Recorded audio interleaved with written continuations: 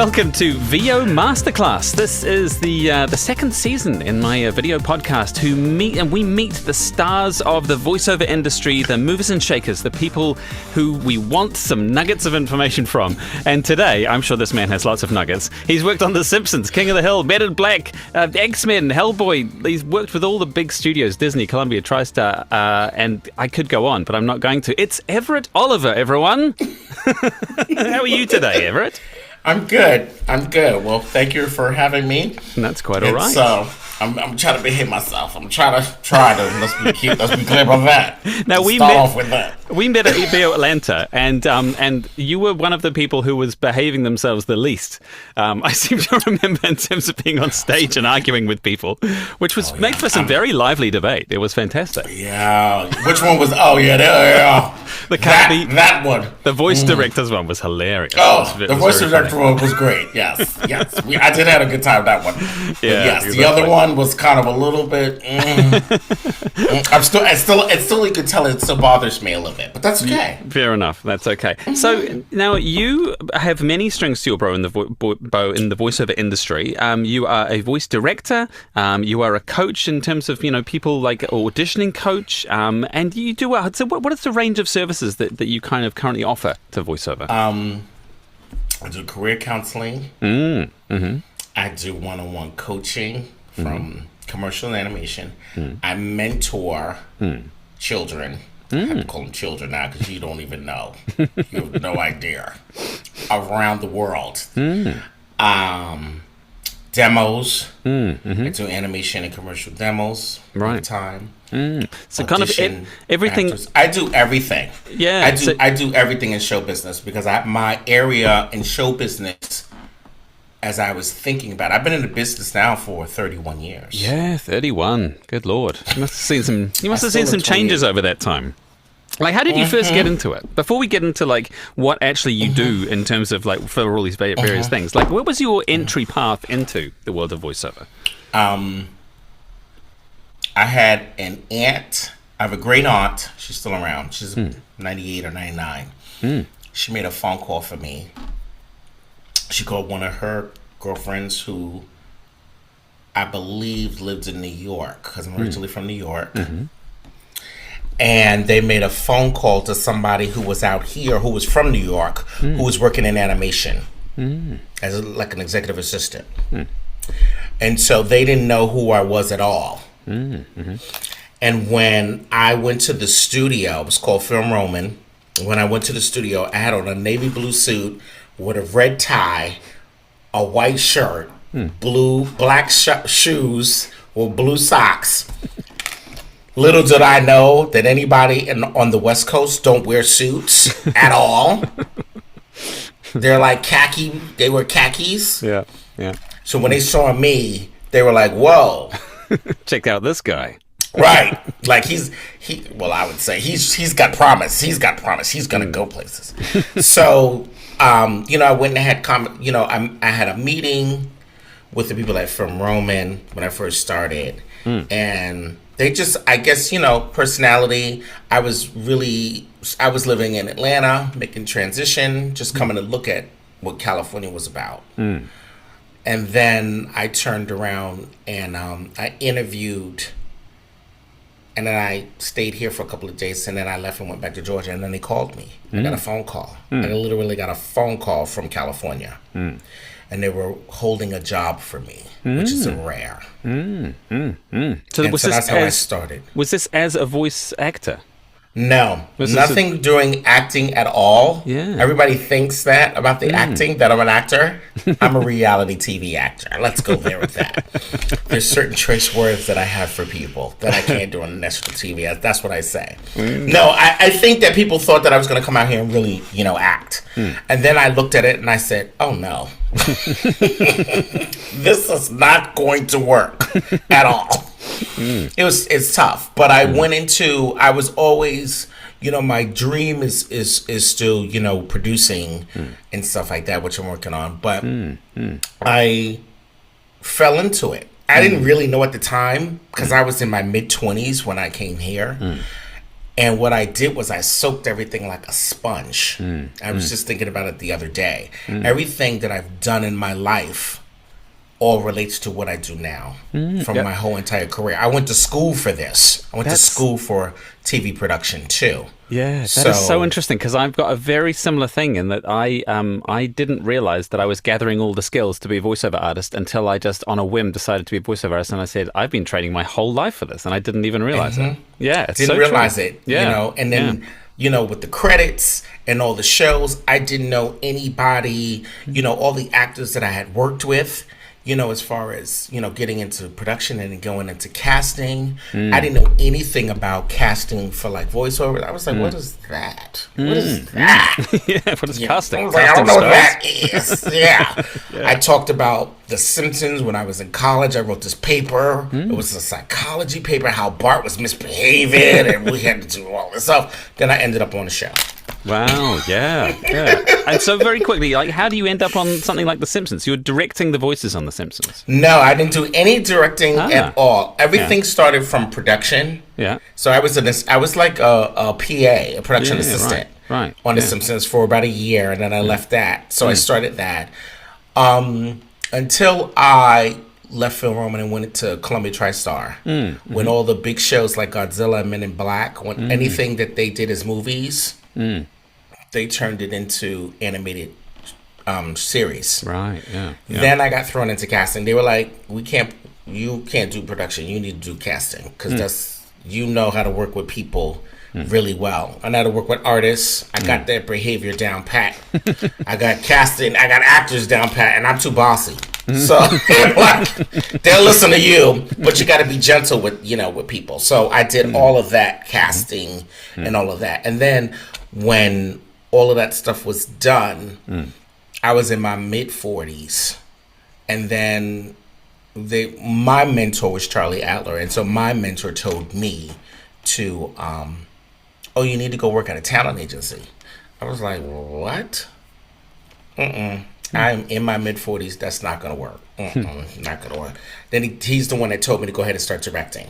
You go start directing actors and getting actors' personality. And then I just homed in on the agency side of the business, and figured that whole dynamic out and put two and two together. All agencies do the same thing. They all do the same thing. It's just the players. They all get the exact same amount of copy. It just depends on who's who. Yeah. If you're one of those people who are movers and shakers, you're going to get that copy no matter what agency you're at.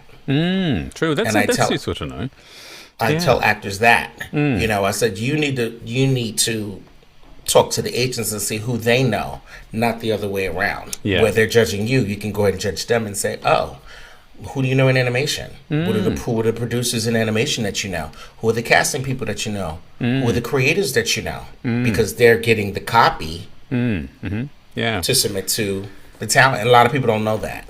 Yeah. So with your time on the other side of the glass, as it were, so you're sitting in the engineering side of the booth with the actor on the other side, and I mean, I see parallels here because I used to be an audio engineer before I was a voiceover for 20, 25 years.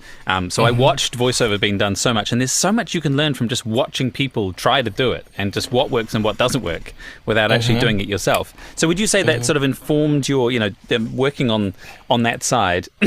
Gave you the skills to then become, the international voice acting director, as your business card says. I mean, I learned. I had to learn. I didn't go to school for acting. I did not go to school for acting, but I was in those rooms and I heard people act, and that's how I picked all of this stuff up. It wasn't hard at all, to pull before. I mean, the dynamics of animation had shifted and changed from everything being so cartoony to like real and natural now. Right. Yeah. But back then, you had actors. I had no idea who Maurice LaMarche, Rob Paulson, Billy West, Jeff Bennett, Kevin Michael Richardson. I had no idea who these people are. But they were the ones that were constantly, Tara Strong, Debbie Derryberry. They were the ones who consistently would be called on because they could do multiple voices and you wouldn't know it was, oh, they're doing this, or they're playing the boy. Yeah, right. And so, in learning all of that, those skills, I was like, oh, okay. But then I come from the producer side. My mind is like the producer side, because as a producer, you start hearing the exact same things over and over and over again. The things that work. Right. And then I hear, oh, we need to get new talent. Look for new talent to come in, because it's not that they're going to play those same roles forever. You know what I'm saying? People do evolve and things move forward. So I'm, constantly hearing stuff and looking for new people, because there's the dynamics of the system is all shifting and changed now. And I'm all about markets too. I teach actors about markets too. Not everybody's LA. Everybody thinks that exactly. You got to be LA. No. Well, we're going to come to that, because I'm going to talk about geographies in a minute. Yes. But I want to break down for our viewers, because a lot of them are sort of like maybe new to the voice acting industry, or some of them have kind of started, but they just and they might have not been in a session with a voice acting director or something. And I mean, a lot of this commercial stuff I do, it's me and the director of the commercial is there. Right. They're the director. They're directing the whole thing. So why would someone bring in a specialty voice director into a project as opposed to just having the producer or the director direct? Well, it depends. There are some producers who don't know how to direct.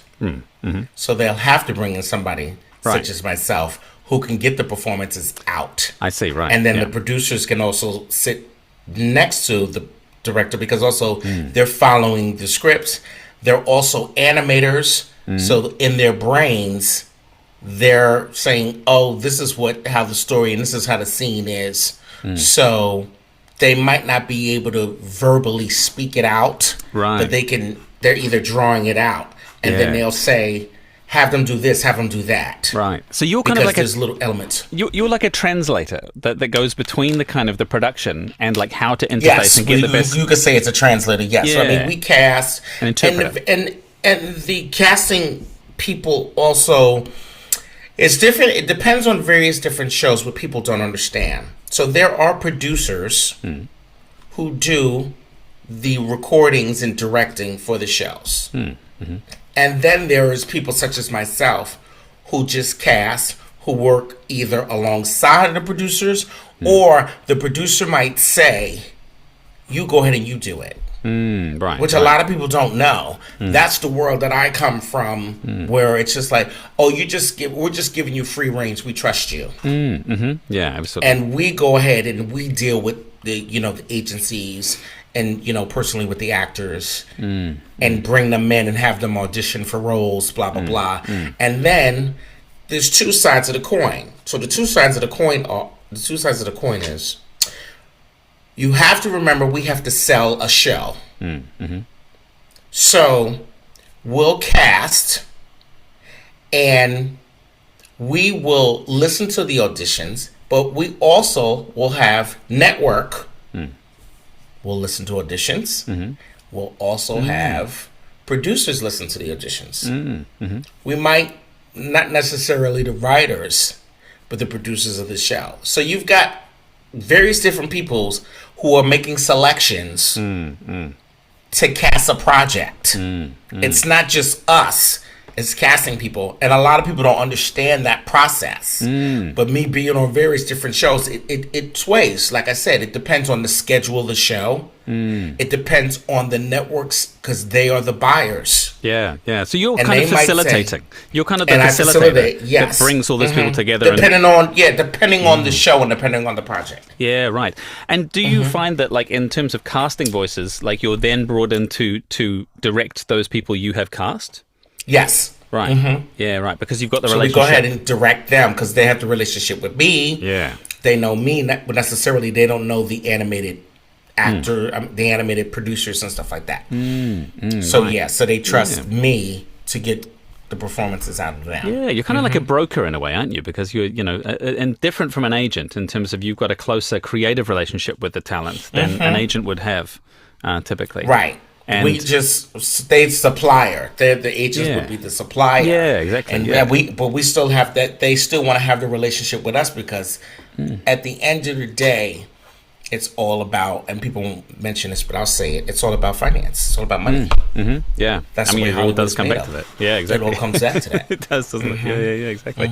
And so, like, so the differences between casting and directing, like, because some people would sort of put them in the same box, but I guess with casting, you know, you're trying to give options to your client, who's the one that's actually going to put these voices on screen, and then directing. Depending on the show, Yeah. right? It depends on the show because sometimes we will say, hey, let's say the network wants to have a celebrity run that specific show because that's what's going to gain audience attraction and sell the show. So we have to get now here's the breakdown. Do we want to get an on-camera actor who might be a little bit challenging, or do we want to get a top voice actor who people know, or do we want to find somebody brand new and take a chance? It's a different playing field. Interesting. And this is when it comes to the business side that people don't realize how this process works. Yeah, absolutely. Because it is so interesting that, you know, there have been phases where big studios have just gone with famous celebrity on-camera actors. And I mean, they do a great job. But then sometimes you hear I'm watching something and I'm like, who is doing this? Because like I don't recognize their name, but they're great. Like they really have come out of left field. So it's interesting that you talk about that balance between trying to because it will get bums on seats, it will get subscriptions, it will get views if you have a headline A-list celebrity. But at the same time, it sounds like you've got a treasure trove of stories where they're nightmares. Yes, I do. No names, but what are the kind of things that happens in those sessions? I did have to fire somebody. I had to fire a celebrity. That's a big story. From what I recall, I know who the celebrity is, so I can't say the celebrity was pretty big. Yeah. And I know what I had to call. I was like, great. Recall, and call the agent. I think there wasn't really availability, if I remember correctly. They just weren't really available. And so trying to juggle, you know, those two, their schedule, was just a total nightmare. And it was like, and we had been on episode 5 or 6. Wow. And it was like, oh no, this is not gonna work. This totally not gonna work. So we're gonna need you to, I shut my phone off. We're gonna need you to, you know. I'm like, oh. So you get on the phone, you call the agent. The agent's gonna wanna, you know, what's going on, what's the issue? You explain. Look, we're like 5-6 episodes in. And they can't give... You gotta... They're just not. They're not available emotionally, or they just can't commit. They're to the just project. not available. They can't just come. You know, they can't come on set. Right. You know, it's you know, and we didn't have remote. It was nothing was remote back then. So now, you know, it's the same issue with how do it costs a lot of money to get. You know, I worked with Tim Curry. Tim Curry was doing something in New York. God rest her soul, Lynn Redgrave. She was in New York. They were easy because we had relationships with us, you know. So it was like, oh, okay, just tell us what time we need to be there. We're working our plays out. We'll work around your schedule. We'll get it, and I'll go ahead and talk to the agent will talk to the directors on what other projects they're working on. So it's one of those things, having really strong relationships with people. Yeah, and you know, you mentioned New York and LA. How important is geolocation these days? Because COVID probably changed everything, I'm thinking. It did. Technology changed with Source Connect and various other platforms, you know. How important is it now? You know where I live, so do I have a shot at getting anything in LA? You speak American, and if you, I'm to say this: if you can speak American, the American tone. Don't look at me. Don't look at my. That's A. And if you can have a U.S. Social Security number, because that's the newest thing now, is you can't work in America without having a Social Security number. Yeah, you have to have your A1 visas. Oh, interesting. Yeah, right. Yeah, they're strict. They're really become very strict with that now. That's interesting. Right? Is this like in the post-Trump era? Yeah. Well, yes. Right. So I mean, it's just obviously, before we wouldn't come to America to do this work necessarily, unless it was an enormous project. But even if you're kind of like, because I'm FICOR in the union, and that gives me literally, it gives me a fake social security number. Because you have to have a social security number. We won't say fake. And we won't say the word fake. What's it called? It's not fake. It's called. Well, you have. Let's just say that I know your social security number starts with a 6. Right. Let's just say interesting. That. it's like 555 phone numbers in movies. Right. You're wondering, like, how do you know that? How do you know that, Everett? Mm-hmm. Yeah, interesting. Anybody outside of the country, their social security number is going to start with a 6. Yeah, interesting. That's a little tip there, man. Yeah. It's all by code. That's that. See? Oh, now the secret's out of the bag. I'm going to have to change secret's out of the bag. Listen, I know where you live. You tell me where you live, I'll tell you where your social security number starts. I'm good with that. But how important is geography these days? Like, it is important. Yeah? It's totally important, because now, from what I'm understanding and listening to, some of the engineers have said that the audio quality has become very difficult and really challenging, especially in gaming. And so it's a little off. So now that they're requesting, they've been told that everybody should try to live in Los Angeles because it's easier to play off people. Interesting. When we're doing ensembles. Doing it live, even doing individuals, they prefer everybody's sound quality to sound the same. Yeah, right. So they are recommending, that at least you live in New York, and and my thing to actors is get here. I didn't say you had to necessarily live here. Let's be clear about that. You need to have a presence there. Even if it's an online presence. There you go. You said it. I didn't. Right. Get here. Yeah. Right. Make it work. That's the little sneak tip that I will share with you. If you can have something here and have your A1 visas in your paperwork, nobody cares. Yeah. Right. Interesting. That's cool. So if you live close, you can get here. Vancouver, Texas, Colorado, whatever, and you get here. They won't. No one needs to know your business. They don't need to know. They just need to be able to go ahead, book you, pay you, and you go about your business. That's how I feel. Yeah, nice. Oh, cool. That's good to know. Now, you work a lot with talents in the booth, and try to make them feel comfortable in the booth. What is some pearls of wisdom from you about booth etiquette? What to do, what not to do in the recording studio when you're on site with someone else? I'm sure you have a whole cupboard full of these. Do's and don'ts for voice talent. Well, come prepared. What gets on my nerves, because it gets on my nerves, of reading an animated script from a computer. Gets on my nerves. Because if I'm giving you a note, and you're in the presence and you're in that moment, and you're doing the exact same thing that I told you before, but you weren't able to highlight it, what the note was, that drives me crazy. Right. So a don't is, what I've told people now is, print your scripts, mark your copy of your scripts, and read the copy. Read everything from top to bottom, because people don't even follow instructions. So that's the other thing that drives me crazy. I'm like, I think you have to do 2 takes. I don't know, and I'm like, I've got too much stuff in my head, so I'm just gonna I think it did say 2 takes. That comes from everyone. That's agents.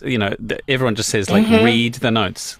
If you can't be thorough in an audition, then you're not going to be thorough on set or they're not in recording. I think they're excited when they're on set. It's a different kind of energy when they're on set, because they're observing, they're kind of paying attention, and then they feel like, they might be a little nervous. So it's just different emotions, that people are going through, especially, when you're doing this for the first time, and you're standing next to, one of your icons of animation, and they're like, focus. Yeah. I'm one of those. Exactly. So mean versus nice directors. Is it possible to be both? Do you need to have both as a director? I wouldn't say mean. You just have to learn how to talk to people, and I'm a personality person, so I can only speak for myself. I'm a personality. So what I do is I try to find things about the actor to pull a performance out. So their life experiences, they tell me their life experiences, and it sticks to me. Little small stuff, things that, they have kids.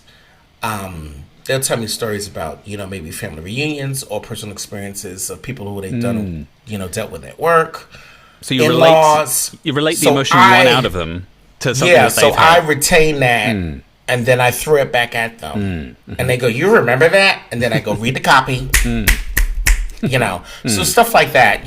I'm kind of like I don't want to put myself too much out there like that. Teddy bear, tough love. I like the word tough love. Tough love. Exactly. I'm tough Firm love. But fair. Firm but fair. I like that. Oh, I really like that. That's I'll a put good it in one. those words now. Firm but fair. Yeah. Because the thing is this is it goes back for me. My brain is a show business thing. There's no friends in business. We have no friends in business. This is all show business. So you've got to shift the dynamics of your process and thinking. And I'm a competitive person. So I always go to actors. You need to size up your competition. Actors don't. Oh, Toby's my friend. Yeah, you can be friends with him. That's great that you're friends. But at the end of the day, you're competing against them, right? Then their face. Then you get the automatic. It's like a game face on it. Like, oh, really? I'm like, yeah. I mean, it's all fun, but it just shifts your dynamics of it. Because if this is what you want to do, all the on-camera actors, they do the exact same thing. They're just much more kind of sort of verbal when they're doing their thing, when they're doing their interviews, and they're a little bit more in depth. The stuff that we do is not that in depth. People, I noticed that on-camera actors really tend to really get those scripts and really be breaking them down. And I go, guys, this is a 28-minute show. 28 minutes. And it's a little scene. It's just a small shift in dynamics or what we hear that will shift your audition. Very small. I tell everybody to add a point of view. They all look at me. Everybody looks at me. It either goes over their head, or I say bring your personal experiences to the character. And then they'll a shift like, okay, like they're processing. But on-camera actors really go in depth, and I go, we don't really go that much in depth into it. Right. So all that in-depth stuff that you're doing, it needs to be quick, fast, boom. You should be able to do an audition in 30 minutes, not... If you're good and you marked your script, highlight everything, got the concept down, know what you're going to do, you should be able to knock it 3 takes in 30 minutes. Yeah, go do something, go have fun, blah blah blah. But what they're doing is they're not studying their scripts. That's a pet peeve for people to do it. They get the audition and they're like, "Hey, I need you to work with me on this audition." Did you look at the script? Yeah, so you expect me to pull it out of them. Yeah, right. Yeah. And you've got to be familiar with your genres as well, right? Like you've got to know what this is going into, the market, and familiar with the tropes and familiar. I tell people that, yes. Yeah. There's like a certain language. Yeah, exactly. Yeah. And if you want to be in animation, watch animation. If you want to be in video games, play video games. Like you have to know what you're competing against and what you want to be in. Absolutely. Yeah. I mean, even like the like I tell West Coast. The East Coast does a lot of preschool. We're not a preschool. LA is not a preschool market. Right. They do children, kid. They do. Whatever the bracket is, 8, 9, 10 kids animation. But we're not for the little small babies. 2, 3, 4. That's not our market. Yeah, it's not. It's Adult Swim. Right, exactly. So they, it's like you need to. That's a whole new different language of acting because you have to remember you're speaking to kids. So you're gonna speak a little slower. You're gonna a little bit of enunciating your words. You're still gonna have that funness, but it's remember the kids are not gonna be able to process and understand you. Whereas us, free range. Yeah. You talked earlier about the shift that there was in animation through the kind of like 90s, and like it got a lot more real. Like animation used to be silly voices, wow, wow, wow. And now it's like, really exactly. And now like it's shifted more into this kind of like natural, realistic kind of voicing. Just tell us about that shift and why it happened and how people can kind of navigate that. Is there still a place for cartoony voices?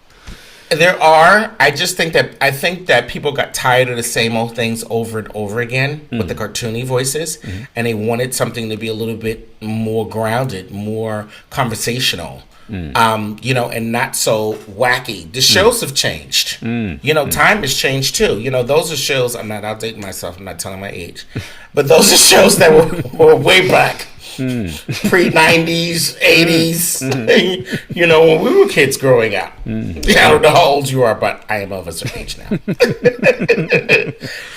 Yeah. So we're trying to come up with times now. The new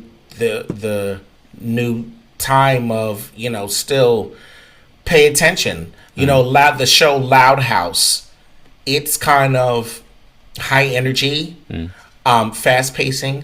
But if you close your eyes and you listen to the show, you can still hear the natural groundness of the show. And you can hear that sometimes the kids are actual natural kids in the show, whereas not adults playing kids. You can hear the difference. Yeah, like Bluey, for example, which is a great example of great kids playing great kids. Yeah, just being themselves. Yeah.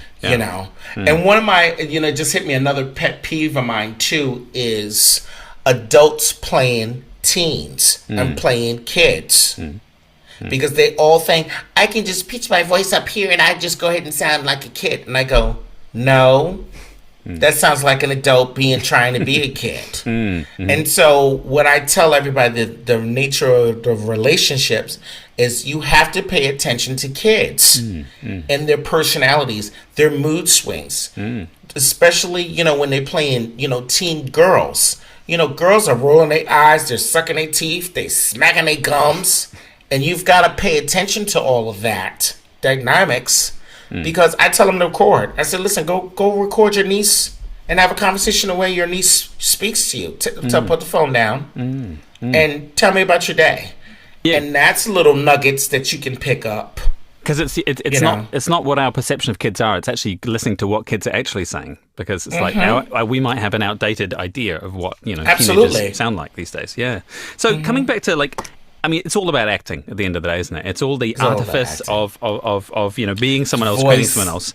It's voice and it's feeling those emotions, etc. But there is this kind of like the tension in teaching acting that people that there's sort of two things. There's new people come to the industry and they say it's all about authenticity. Just be yourself. Yourself has got to be in there. But at the same time, it's like you've got to put more energy into it. You've got to sound like this. You've got to be who you're naturally not. So how do you strike a balance between those? Well, the problem is half of them don't know who they are. So when I go forward and I go, you're trying to find who you are. And because that's an emotional block. So we've got to go to basics of, and I could hear Uncle Roy in my head will say, we're like therapy. We're therapists too, Everett. I'm like, no, they ain't pay me. No, you're a therapist. But I wind up being therapist anyway. But it's a thing of they have to, I tell them, go to improv class and go play. To go find yourself. Because this is a tough medium as to what animation is one of the toughest mediums to do. It's not just going ahead and doing voices of the whole process of involving finding, working with casting people and producers and creatives and building your toolbox for having all these different things. That's right. That's the issue of once you know yourself, then you can kind of figure out, how this character emotions and operates and, this character does this. But you have to remember, this is a 30-minute show. It's not a continuing series for those of you who come on character and have character development. Now, Bob Bergen will probably argue with me about this, I'm sure. We don't really have that much with character development. They might depends, the beginning of the shows. Yes, the pilot, they'll establish the characters, blah, blah, blah, this and that. But as the show keeps going on and on and on, no. We don't. We're moving really quickly to entertain. There's no... Simpsons is not an arc. There's no narrative arc over 9 episodes. There's no arc. Yeah. Right. Yeah. And stuff like that. So that's why I'm more or less like, oh, you just need to...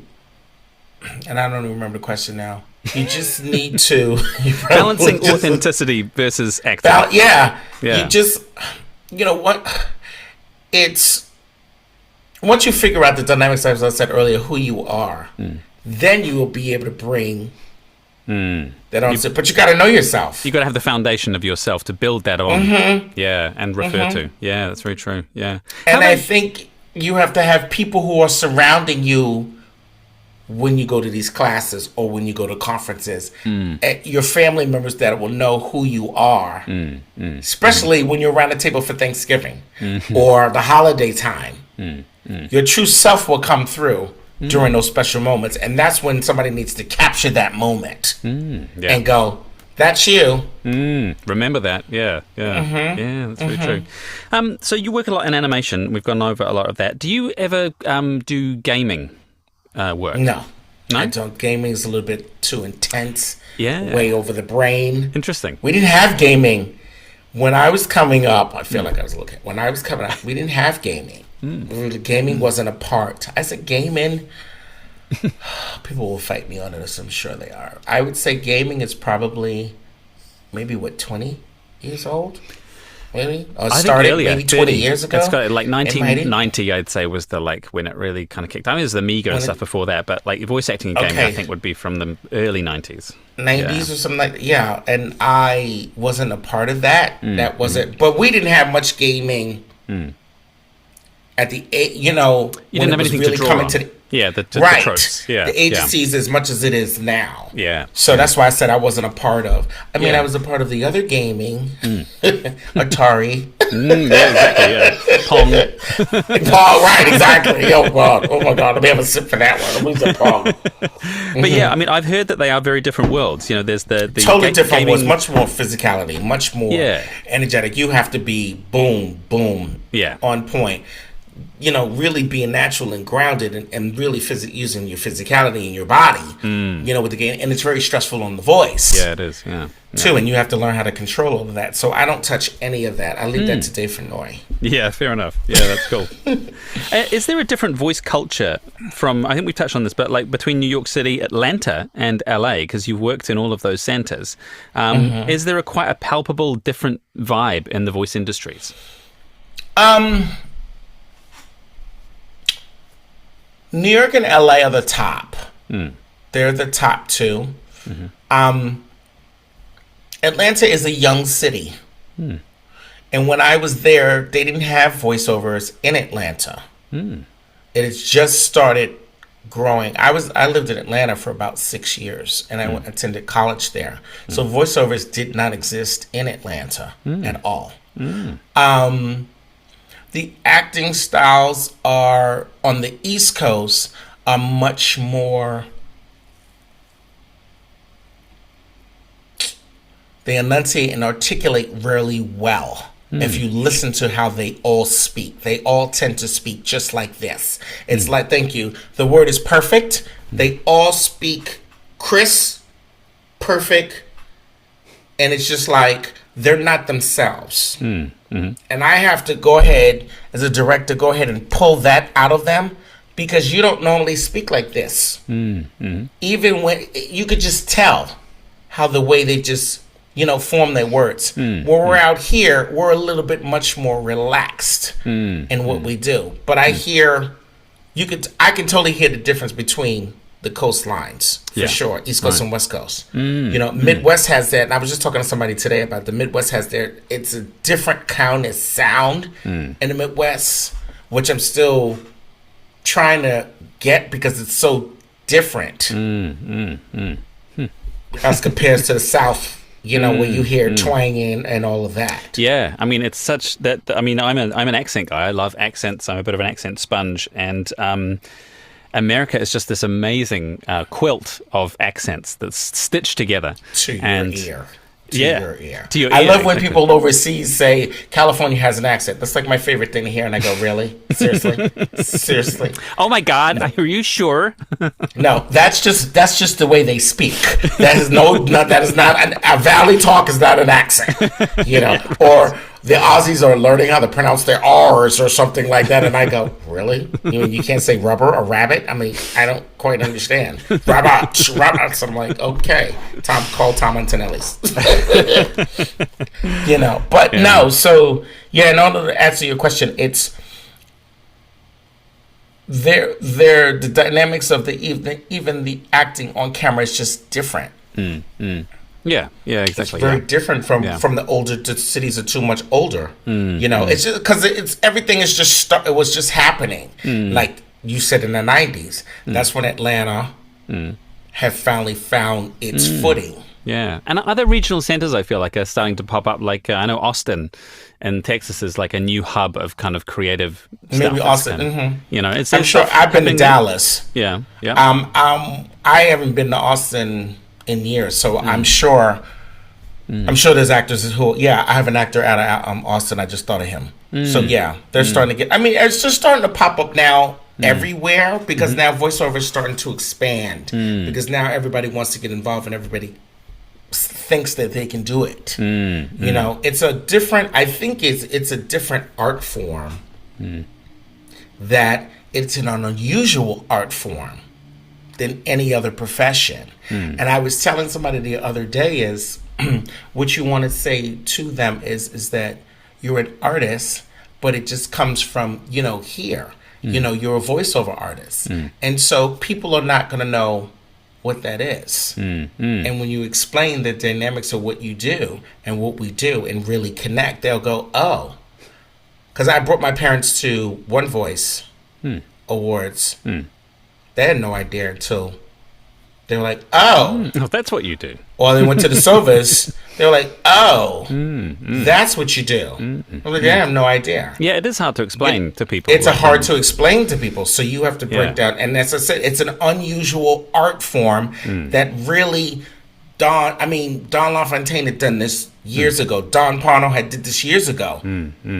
But you're only talking about maybe 4 or 5 people who were doing it back in 60s and 70s. Yep. So now that it's expanded, and who knew it would expand it, this quickly. Yeah.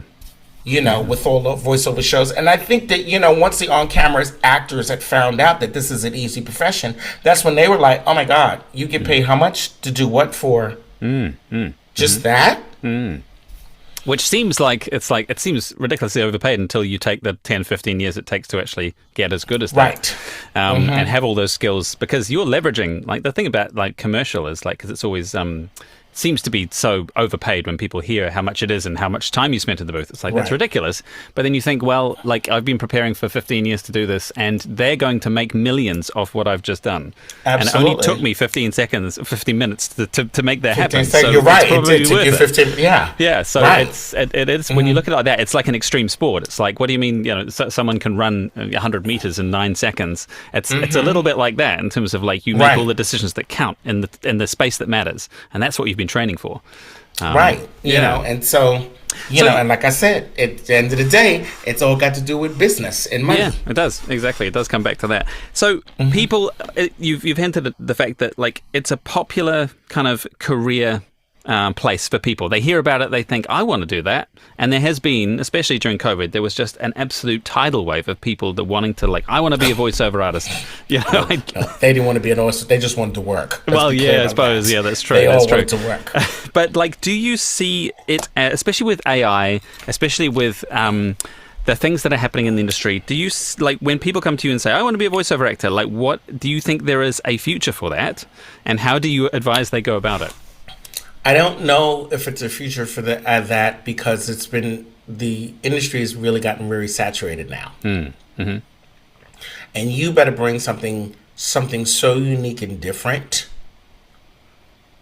and so that way you get noticed. Because that's the name of the game now. It's got to be. This is not chess. You've got to strategically, have some sort of, marketing skills and put yourself out there in social media.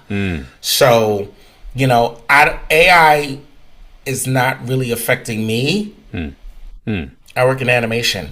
I don't really see AI affecting animation. It might affect maybe a little bit of gaming, not much. They could put an AI character in that. But I think it's going to affect certain other genres, not as much. Yeah. But I think the thing is, right, but I think the thing is that once the companies hear what they hear, and the consumer is going to go, that just doesn't sound like a human connection. That's when they're going to flip back. Yeah, it's going to be a renaissance, I feel, as well. And it's just, what I've learned and what it just came to me probably within a year and a half, even in traveling and teaching my students, is we're all visual people. They need to visually see it, and they need to hear it. Once the people who make decisions in Congress and everybody else hear and see it, they'll go, that just doesn't, it just doesn't feel right. It just doesn't, it's not that it takes time for the ear and to visually see it. Like, I can't tell, maybe I'm of that certain age with AI stuff on my phone, and I'm looking at it and they go, Everett, that's TikTok.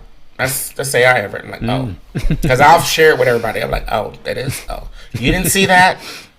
Sorry. It didn't look like it, to me. So I could definitely see that. And it's going to take time. But you as the performer has to make those connections with the companies and explain it to them. That's what needs to happen. I feel like, the things that we see as great art are the things that surprise you and the things you haven't seen before. And AI is based on things that have already happened. It's very hard to get AI to surprise you because it's based on the average of everything else. So like you're saying, with people coming into the industry to get noticed, you have to bring something really rare and special that you are great at to do that. And I think that's why the AI thing, it'll be great for the stuff where you just want it to blend in and sound the same. But really great art only happens when you get really surprised and delighted. So that's that's why I feel like there is a little bit of hope. But it is going to be tougher, I think, than it was, say, 10 years ago. It is. I mean, the world is shifting. I call it, it's a reset. I look at it, the dynamics of America's going through a reset. That's the best I can tell you with how America is. I also feel that COVID happened because there had to be a shift in the world.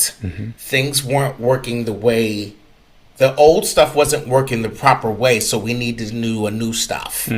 So that's my way of dynamic of, okay, we got to look at the positive side of it. I get the negative side of it, but this is just for a reason. We might not get the dynamics of the reason now. It might happen later and go, that's why. And maybe that's part of our life of when you and I talked earlier of, now I know why you went into this field. Now I, because of me learning all different aspects of everything, it just propelled me to where I am today. Yeah, exactly. Yeah, it's the sum of the parts. So pay attention. When I tell everybody, pay attention. Pay attention to what's going on in your world and your life, because things are happening around you for a reason, and you're missing it. And the same opportunity is coming back at you, and that's why your life becomes a pattern. Everybody's life becomes a pattern. You're like, wow, it's just a different scenario. That's the way I look at stuff. Yeah, very interesting. Yeah, you even grasped that. Look at you. You were like, We got deep there. So I think we've pretty much covered everything I wanted to cover. You are available at your website, which is at voiceactingdirector.com. Must have snapped that one up early. voiceactingdirector.com or Everett Oliver something. Something, yeah. My name or voiceactingdirector.com is what I know for sure. Exactly. You've got some exciting projects coming up, I imagine? Casting for things? Where am I going? Everything right now is all on hold because of what's going on here. Right. We're all okay. in a holding So, pattern. so everyone's just put the brakes on because they're like, we're not Put the sure. brakes on. They're trying to figure out what's going on in our world Yeah, now. Exactly. So unfortunately. So just fairly drastic. I'm available. I'm always available and leave options open. I am working, and now that I thought about it, I am working on a small project, but it's just way down the line in early stages. But I'm always around, demos and stuff like that. Yeah, I've just completed a demo. I just got nominated for a demo for One Voice. Cool. So Congrats. thank you. I'm, propelling to the next thing. I'm always looking for the next thing. Yeah, that's what I'm you have to always do, isn't helping. it? Yeah. I'm always willing to help actors. I think my purpose in life is to help actors get to where they need to go and come from a place of. It's got to be a place of love, but I want actors to know that you can do this depending on who you are. Depends on who you are, because there are things what people don't understand is not everybody's a right fit for the people you either work with, or maybe the genre, or maybe there's a genre that you never even thought about. I'm like, why aren't you doing this? Oh, and then the light bulb comes on. I didn't know I could do that because you don't know you. I think Other it also, people know you. like, sometimes your genre finds you. For me, it definitely, like, I was just doing whatever came along, and if you do it for long enough, you'll just realize the same jobs keep coming up and hiring you, and you're like, I'm getting hired for this a lot.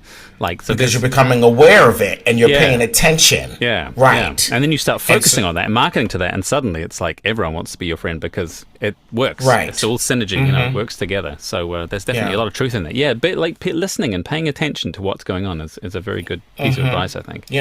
And find people, like I said, who will resonate with you. Not everybody's all going to resonate with you. And I've told several actors that, and it's funny when they all go, God, I had that feeling. And I just look at them and smile. And how did that feel? You know what I'm saying? And it was like, it just didn't. So, Yep. Chase those that feelings. Wasn't the right fit. Absolutely, yes. Right, well, we're nearly out of time. Thank you so much for joining me today. Anything that we haven't covered in the interview that you would you wanted to espouse to the world?